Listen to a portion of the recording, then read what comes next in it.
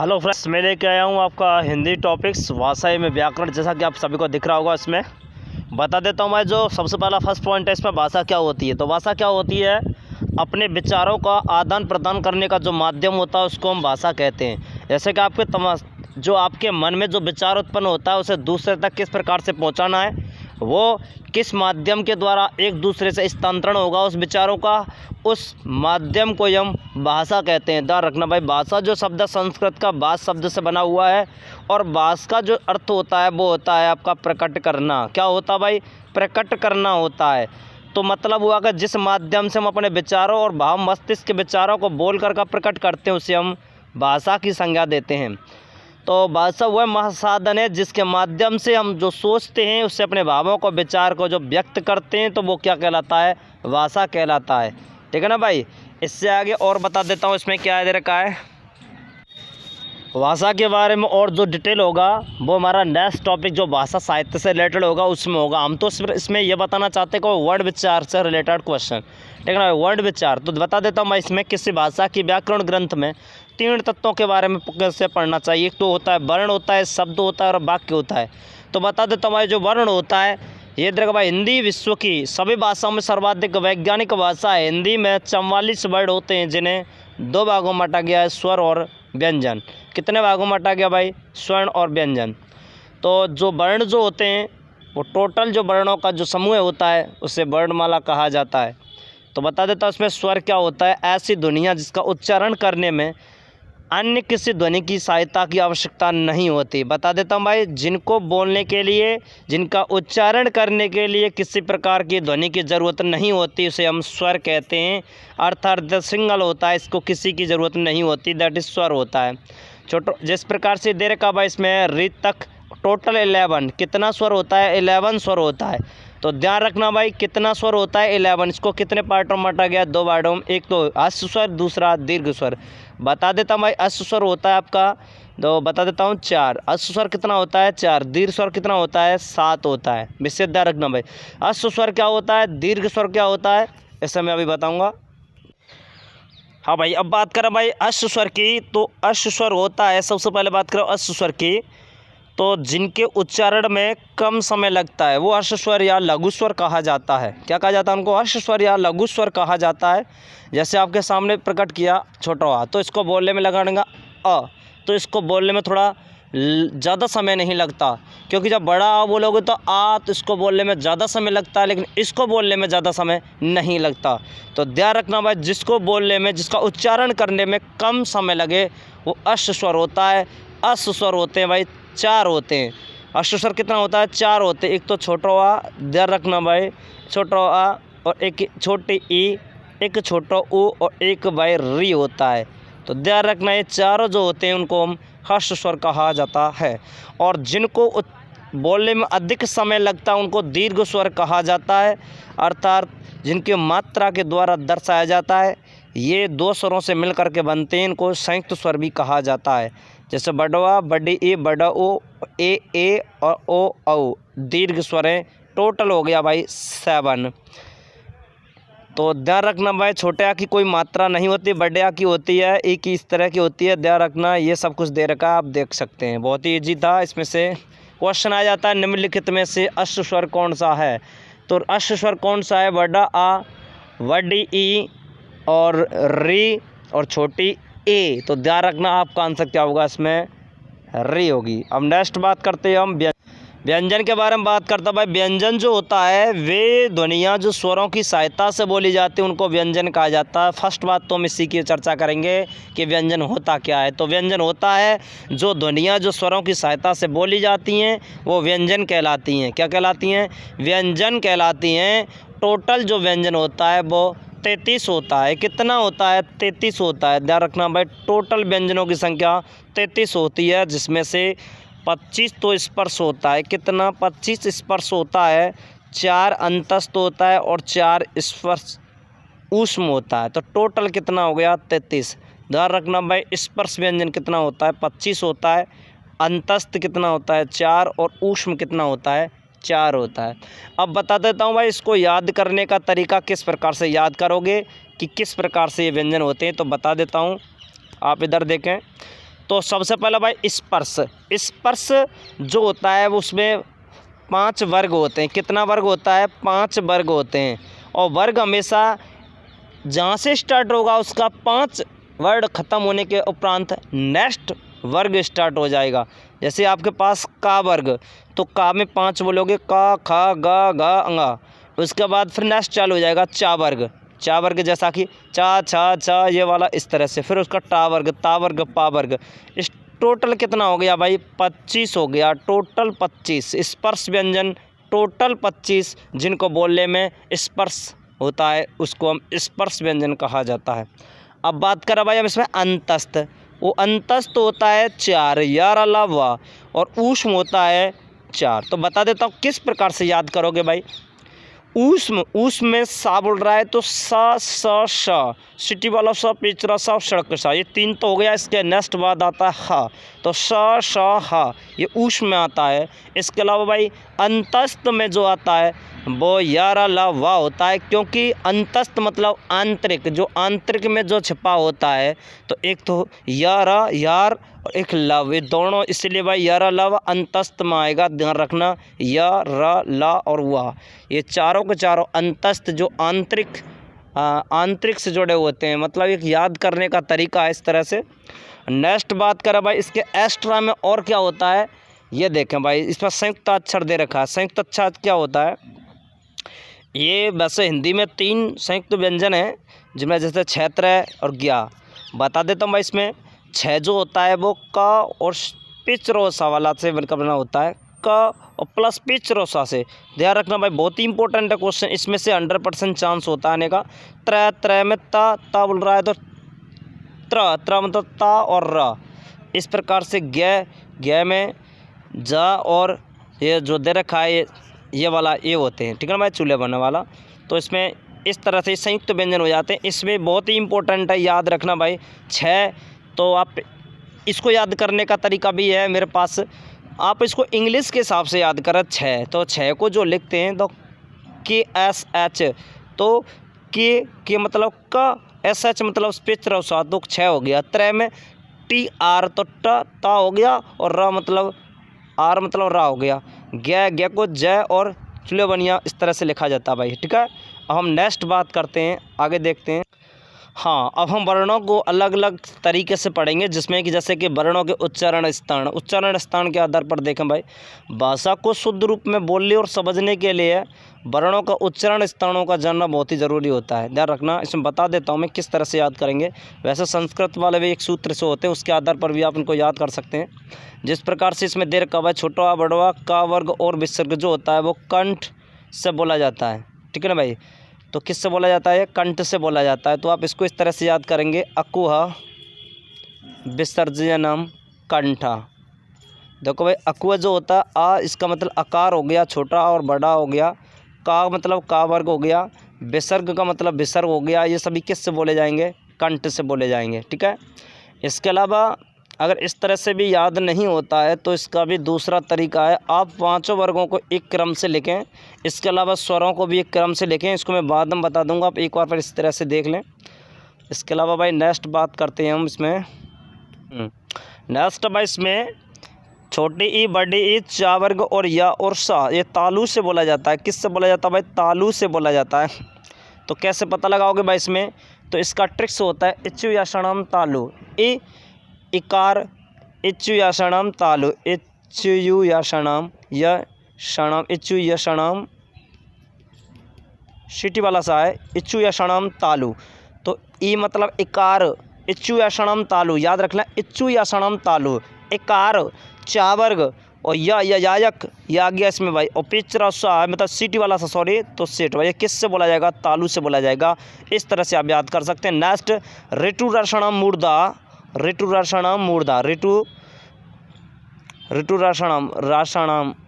तो देखो भाई री जो होती है रिकार, ये देखा देखो रिकार, और टावर्ग आ गया, और रा आ गया, और पिच रोसा तो पिच रोसा आ गया। ऋतुलाषणम मूर्धा से बोला जाता है। नेक्स्ट बात करें भाई लृतुलाषणम दंता। तो देखो भाई लृतुलाषणम, लृतु तावर्ग, ला और सा, लृतुलाषणम दंता किससे बोला जाता है? दास दंत से बोला जाता है। नेक्स्ट बात करें भाई उपदमनम ओष्टव, तो उपदमनम मतलब उप मतलब पावर्ग, इसका ओष्ट से बोला जाता है। ठीक है भाई। और ये जो लास्ट वाला जो दे रखा है इसमें छोटा अंग और ये सभी जो लास्ट वाला वर्ण होता है वो नासिका से होता है। प्रत्येक वर्ग का 5वां जो वर्ण होता है, प्रत्येक वर्ग का 5वां जो वर्ण होता है, जैसे का, ख, ग, घ, तो जो लास्ट वाला जो आएगा वो सभी नासिका से ही बोला जाएगा, ध्यान रखना। इसके अलावा एक छोटी अंग भी होती है जो नासिका से बोली जाती है। अब भाई नेक्स्ट बात करें एदतौ कंठ तालु, तो देखा तो भाई एदतौ का मतलब छोटी है और बड़ी है, ये कंठ तालु से बोला जाता है। याद करने का तरीका बता देता हूँ। कंठ से बोला जाता है इसमें छोटा अ और बड़ा, छोटा अ और बड़ा अ, ये कंठ से बोला जाता है। अब देखो भाई कंठ के बाद कौन आ गया, तालु। तालु में कौन आता है, छोटी ई और बड़ी ई, छोटी ई और बड़ी ई। जब आ में ई मिलता है तो क्या बनता है, ए मिलता है, तो इसलिए कंठ तालु में एदतौ आ जाएगा। कौन सा आ जाएगा भाई, एदतौ, मतलब छोटी है और बड़ी है। नेक्स्ट बात करें भाई हम इसमें कंठोष्टम, तो कंठ में छोटा आ बड़वा के बाद ओष्ठ, ओष्ठ में कौन आता है इसमें भाई, ओष्ठ में उ आता है। जब आ में उ मिलता है तो ओ हो जाता है संधि के अनुसार, तो इसमें ओदतौ आ जाएगा, ओदतौ कंठोष्टम, ओदतौ कंठोष्टम। ठीक है भाई।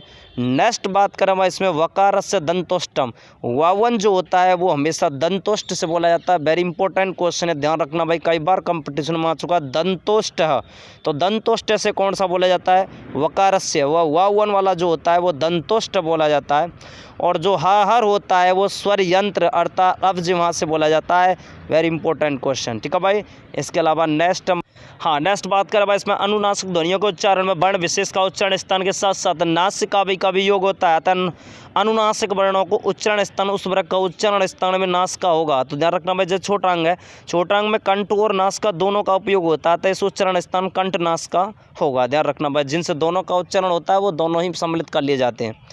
उच्चारण की दृष्टि से इन व्यंजनों को 8 भागों में बांटा गया है। पहला स्पर्शी व्यंजन, स्पर्शी जिन व्यंजनों के उच्चारण में फेफड़ों से छोड़ी जाने वाली हवा वाक्य यंत्र की किसी अवयव को स्पर्श करते ही बाहर निकलती है। ध्यान रखना भाई, इसमें क्या होगा, फेफड़ों से निकली हुई, तो जैसे का, खा, गा ये आ गया, ये सभी इसमें वर्गों के आधार पर हैं। ये स्पर्शी जो स्पर्श व्यंजन जो मैंने पढ़ाया था वही इसमें।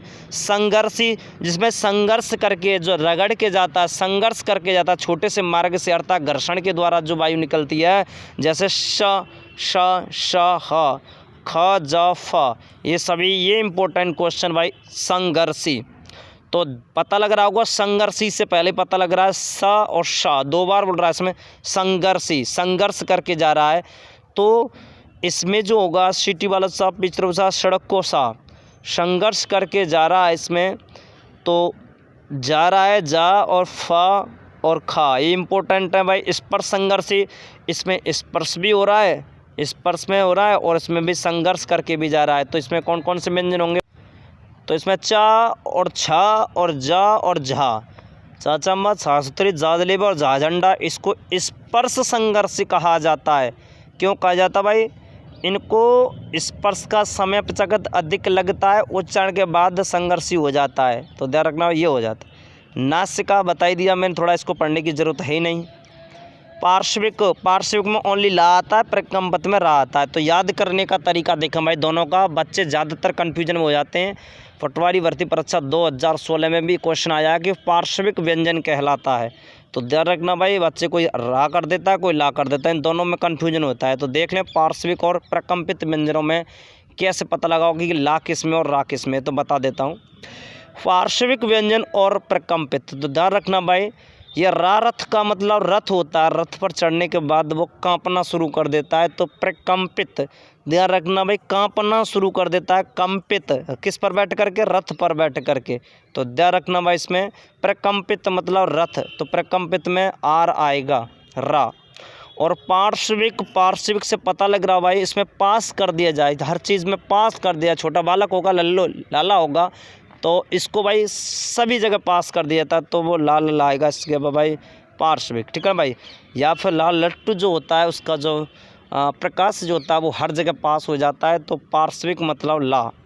नेक्स्ट भाई उत्क्षिप्त पता होगा, इसको ताड़न जात कहा जाता है। ध्यान रखना, बहुत ही इंपॉर्टेंट है। ताड़न जात क्वेश्चन आ जाता है, ताड़न जात व्यंजन कहलाता है। तो ध्यान रखना भाई, इसमें झटके से नीचे गिरती है जीवा, जैसे ड ड। इसमें ध्यान रखना भाई, एक तो डा ढक्कन और एक ढा ढक्कन, दोनों के नीचे बिंदी।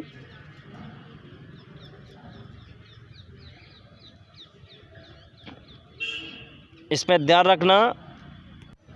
इसके अलावा संघर्षहीन, संघर्षहीन में जैसे इसमें या और वह दे रखा भाई, इसमें दिखाई रखना ध्वनियों के उच्चारण हवा बिना किसी संघर्ष के बाहर निकल दी जाए, यह और वह, तो इसको भाई हम अर्ध स्वर के नाम से भी जानते हैं। अब नेक्स्ट बात करें भाई, इसके अतिरिक्त स्वर तंत्रियों की स्थिति और कंपन के आधार पर वर्णों को अघोष और सघोष दो भागों में बांटा गया। सॉरी, सघोष को अघोष घोष कहा जाता है, इसको आप कह सकते हैं घोष और अघोष, दो भागों में बांटा गया है। घोष को सघोष कहा जाता है, ठीक है भाई। और घोष का अर्थ होता है नांद या गूंज। क्या होता है? नांद या गूंज। जिन वर्णों का उच्चारण करते समय गूंज होती है उन्हें घोष वर्ण कहा जाता है, और जिनके प्राणवायु में कंपन नहीं होता, उस अर्थात गूंजने की आवाज़ नहीं होती, उसे हम अघोष वर्ण कहते हैं, ठीक है भाई। अब इनको याद करने का तरीका बताता हूँ मैं। इसमें ध्यान रखना, का वर्ग और चा वर्ग आदि सही वर्गों के अंतिम तीन वर्ण, मतलब प्रत्येक वर्ग का तीसरा, चौथा और पांचवा, मतलब अंतिम तीन वर्ण। जैसे ग ग ङ, ये का वर्ग का हो गया, ये चा वर्ग का हो गया, इस तरह से। इसके अतिरिक्त सभी स्वर भी घोष वर्ण आते हैं, इस पर सभी स्वर भी आते हैं। कुल संख्या 30 होगी। कितनी होगी? 30 होगी। तो इसके अलावा भाई अघोष की बात करें हम, अघोष में इसमें प्रत्येक वर्ग का पहला और दूसरा, जैसे का खा आ गया, चा छा आ गया, सा सा, इस तरह से। और ये आता है इसमें ऊष्म व्यंजन आता है, ये अघोष में आता है। टोटल इनकी संख्या 13 होती है। अब देखो भाई, याद करने का तरीका बताता हूँ किस तरह से याद करना है। जब बात इसमें भाई ये आ गया घोष, ये हो गया घोष, और ये हो गया भाई सघोष। क्या हो गया? सघोष हो गया। कैसे याद करेंगे?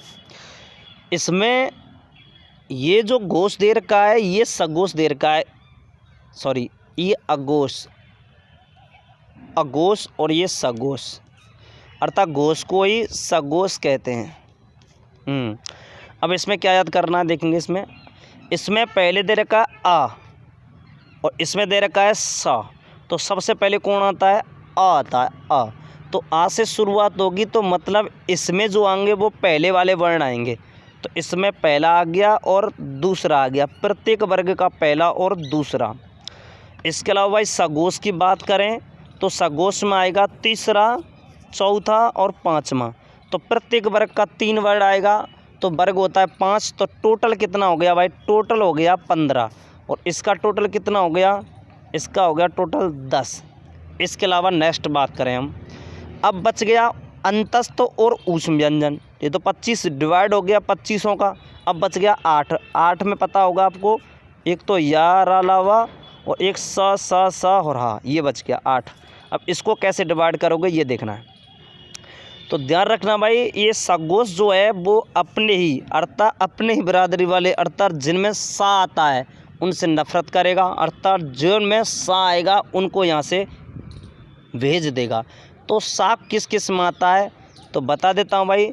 सा जो होगा वो इसमें तो आ गया भाई सघोष, और ये हो गया भाई अघोष।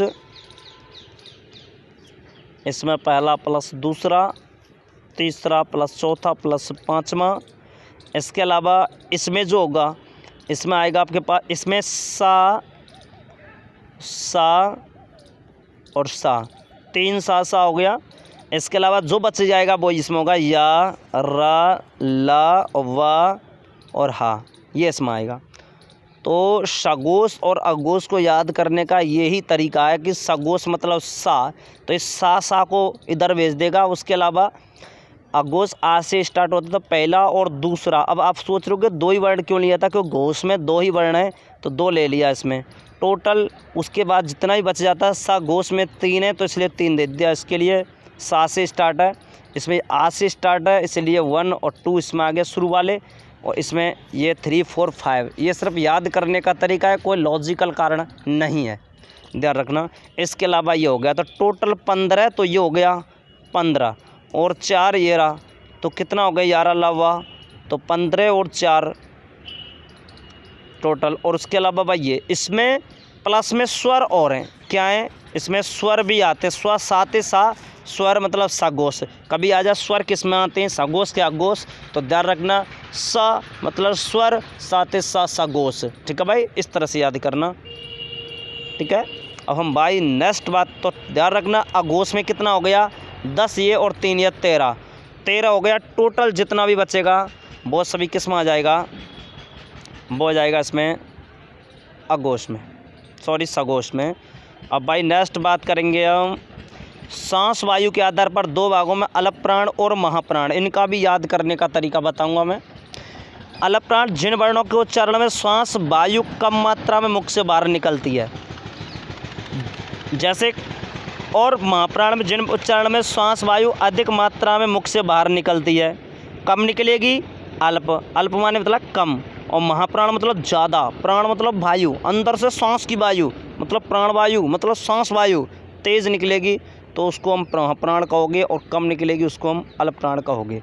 अब इसमें बता देता हूँ कैसे याद करने का तरीका है। वैसे पहले देख लें आप, का वर्ग चा वर्ग जो वर्ण होता है उसमें पहला, तीसरा और 5वां आएगा। उसके अलावा 11 अलावा और सभी स्वर किस में आएंगे, जे अल्प प्राण में आएंगे। उसके अलावा महाप्राण में भाई जो बच गया दूसरा और चौथा वर्ण और सा महाप्राण में आएंगे।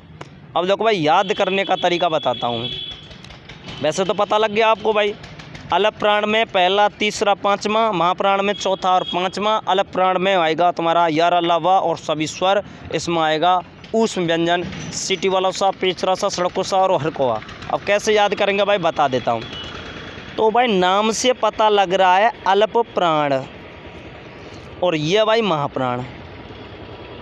देखो अल्प प्राण में टोटल कितना वर्ण है 5, तो पहले 5वां दो इसको, आ का मतलब आ से शुरुआत है, इसको पहला दो।